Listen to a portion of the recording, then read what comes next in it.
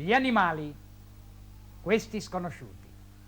Sì, ce n'ho una. Ragazzi, fermi, che...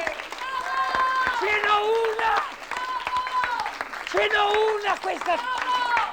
Fermi che ce n'ho una! Se non sai qual è, cosa gridi? Ce n'ho una! Per la serie Gli animali, questi sconosciuti, non deve far ridere. Questo parlerò di un animale che ci è simpatico, che allieta anche delle nostre estate, della nostra estate, che sta insieme a noi così abbastanza teneramente, la zanzara. Dunque, la zanzara, abbiamo due modelli di zanzara. Lo sapete, la zanzara casalinga, quella che abbiamo in casa, che è quella... Non so se avete presente, è fatta come non so, un maggiolino, sì, no, è fatta come una Volkswagen, messa così, e poi c'è l'anofele che è un'alfetta, che è quella via verso nuovi succhiamenti, è quella più veloce. Parleremo della zanzara, quella Volkswagenata, quella così, che vediamo. Dunque, la zanzara ha una tecnica incredibile. Si nutre di sangue ed è solo la femmina che si nutre di sangue della zanzara. Non sono cose che mi invento. Il maschio si ciuccia del miele, dei fiorellini, è molto più gentile, invece è la femmina che succhia il sangue. Ora, succhia il sangue solo di animali a sangue caldo, perché se succhiasse sangue freddo ha paura delle congestioni, quindi vuol succhiarsi solo. Quindi ci sono delle teorie. Perché la puntura di zanzara fa prudere? Perché lei, per diluire un po' il sangue, inietta lei sulla pelle una sostanza diluente, appunto, e ti viene quell'arrossamento.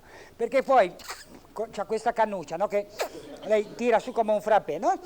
Tira su, allora diluisce il sangue in modo da non formare dei moti che gli otturano la cannuccia. Sì, e le cose che si sentono dire, quello lì è stato morsicato dalla zanzara, appunto dalla zanzara perché ha il sangue dolce. Sono tutte storie, figura, sangue dolce. Immagina la zanzara che va lì, come un sommelier, assaggia, dice retrogusto alla fragola. Cioè, io mi sono immaginato una zanzara che punge Bruno Lauzi. Te l'immagini che fa, sa di tappo, sai. Sono cose incredibili. Sono cose incredibili.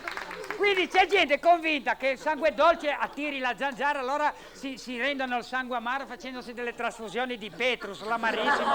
Cose da pazzi, va bene. C'è la zanzara, vi dico io, ha due antenne che percepiscono l'umidità.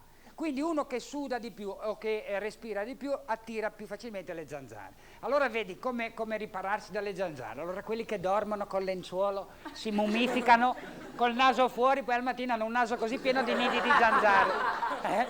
Poi quelli che accendono la luce, lasciano uno spiraglio nell'altra camera di luce e leggono al buio, leggono due occhi così. Poi c'è come ammazzare le zanzare. Allora, il classico qual è? Il metodo classico è che qua l'hai individuata, la ciabattata.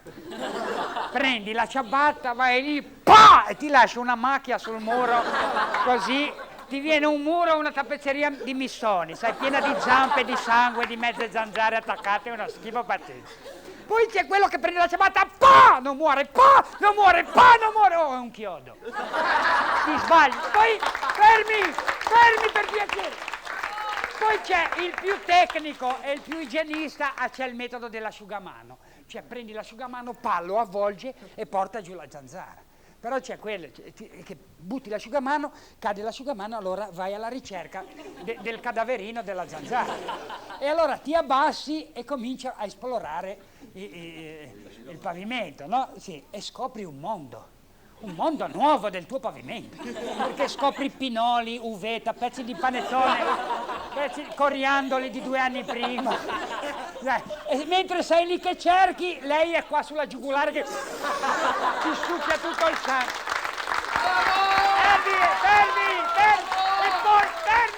Poi ci sono i metodi per distruggerle, i metodi di avanzata tecnologia per distruggere le zanzare. Allora c'è quella cosa che ti spalmi repellente, l'autan.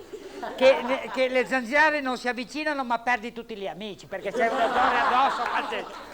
Poi ci sono i fornellini, quelli a corrente, con la luce ultravioletta, che le zanzare arrivano lì e friggono tutti. Certi si fanno dei barbecue che durano delle giornate con quelle cose lì. E poi c'è il massimo che è quello tipo ultrasuoni. È un apparecchietto a batteria che azioni fa il rumore del maschio. Come la zanzara sente il rumore del maschio, se ne va perché una disgraziata non lo sopporta. Però tutta la notte ti alzi, al mattino fai anche se così. E infine c'è quello il più usato di tutti, che è quel fornellino con la pastiglina. Che effettivamente tu metti la tua pastiglina, apri le finestre, neanche una zanzara. Poi dopo 6-7 ore, che bellissimo, ti affacci alla finestra, ci sono 2 milioni di zanzare, così che ti strappano tutto e ti distruggono tutto il corpo. Anche questa lezione è finita, lo so, anche questa lezione è finita. Leggiamo la massima. La massima di questa volta è: chi di cannuccia ferisce, di ciabatta perisce. Jack lo spiaccicatore. Ciao a tutti!